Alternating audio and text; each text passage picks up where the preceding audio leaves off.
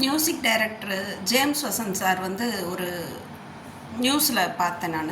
ஏன்னா ஒவ்வொரு விஷயத்தையும் நான் நியூஸில் பார்த்துட்டு ஏன் ஏன் மனக்குமுறல், நான் பட்ட கஷ்டம், என்னுடைய வேதனை, இப்படியெல்லாம் உலகத்தில் நடக்குது இல்லையா, அது சொன்னால் தான் தெரியும், சொல்லலைன்னா தெரியாது. இப்போ அவர் மீடியாவில் இருந்தவர் அப்படின்றதுனால அவரை உடனடியாக நியூஸு அது இதுன்னு கொண்டுட்டு வந்துட்டாங்க. எங்களை மாரி ஆளுங்களெல்லாம் கொண்டு வர மாட்டாங்க. ஜேம்ஸ் வசந்த் சார் கண்டிப்பாக உங்களுக்கு தீர்ப்பு கிடச்சிரும். ஏன்னு கேட்டால் நீங்களும் மீடியாவில் இருந்தவங்க கொஞ்சம் வசதியான ஆளுன்னு. வீடு கட்டுறப்போ உங்களுக்கு வீடு கட்டுறவன் தொல்லை கொடுக்குறான் அப்படின்ற மாதிரி நீங்கள் சொன்னீங்க. நான் வீடு கட்டினேன், நான் தொல்லை கொடுக்கல. நாங்கள் வீடு கட்டி முடித்தோன்னா உங்கள் சைடில் ஏதாவது டேமேஜ் ஆகிருந்தால், ஏன்னா பக்கத்தில் வீடு கட்டுறப்போ அது ஏதாவது ப்ராப்ளம் வரும், அதை நாங்கள் நீட்டாக பண்ணி கொடுக்குறோன்னு நான் சொல்லியிருந்தேன். வேலை செய்ய செய்ய அவன் வந்து ரோட்டை ஆக்கிரமிப்பு பண்ணியிருந்தான். இது சட்டத்துக்கு புறம்பான ஒரு விஷயம். அவன் ரோட்டை ஆக்கிரமிப்பு பண்ணிவிட்டு வீடு கட்ட போனான். ஏன்னா லேடிஸ் நாங்கள் மட்டும் போனேன் அப்படின்றதுனால எனக்கு கொடுத்த டார்ச்சர் இவ்வளோ இல்லைங்க சார். உதவி கேட்டு நான் போன இடம் நீங்கள் போன மாதிரி போலீஸ் ஸ்டேஷன் தான். அந்த பஞ்சாயத்து தலைவர் மூலிமா போலீஸ் ஸ்டேஷன்லேருந்து அப்படி ஒரு பாதுகாப்பாக அவங்களுக்கு கொடுத்தாங்க. நீ என்ன வேணால் பண்ணு, அந்த பொம்பளை என்ன சொன்னாலும் நாங்கள் எடுத்துக்க மாட்டோம். அவள் வந்தாள்னா போலீஸ் ஸ்டேஷனில் ஒரு சைக்கோ, அந்த பொம்பளைக்கு பொழுது போலன்னு போலீஸ் ஸ்டேஷனில் ஒரு குடும்ப பொம்பளை எவ்வளோது போலீஸ் ஸ்டேஷனுக்கு வருவாளா, அது பைத்தியம். இதில் பஞ்சாயத்து தலைவரே சொல்கிறாருங்க, அவன் வெட்டி போடுற வரைக்கும் அடங்க மாட்டாங்க, கத்தி எடுத்துகிட்டு வெட்டிக்கோங்க.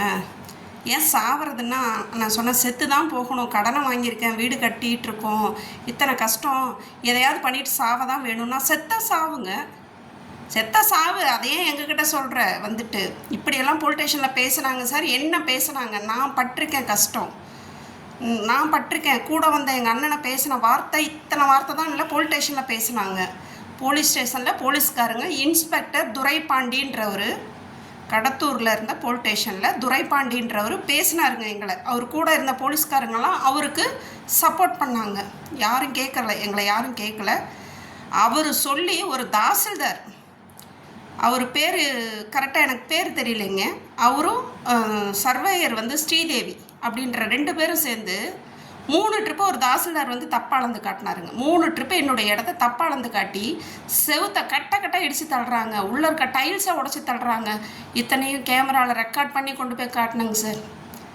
கேமராவில் ரெக்கார்ட் பண்ணி நினைக்க பதறேன் சார்.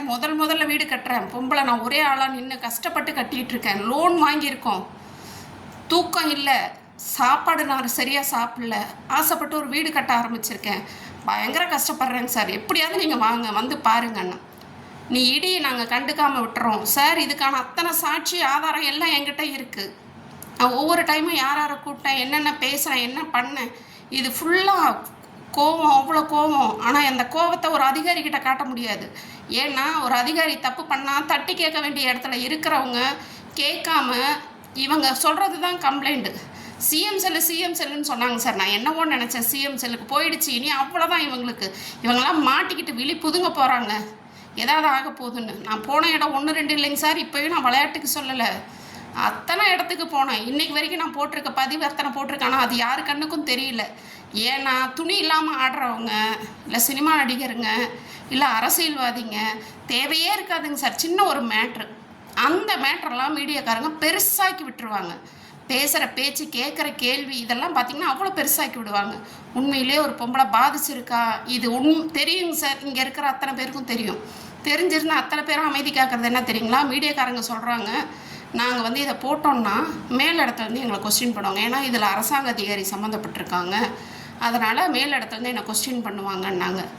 அப்போ அரசாங்க அதிகாரி என்ன தப்பு பண்ணாலும் எல்லாம் பார்த்துட்டு ஒதுங்கி தான் போவாங்க, யாரும் வந்து என்னன்னு கேட்க மாட்டாங்க.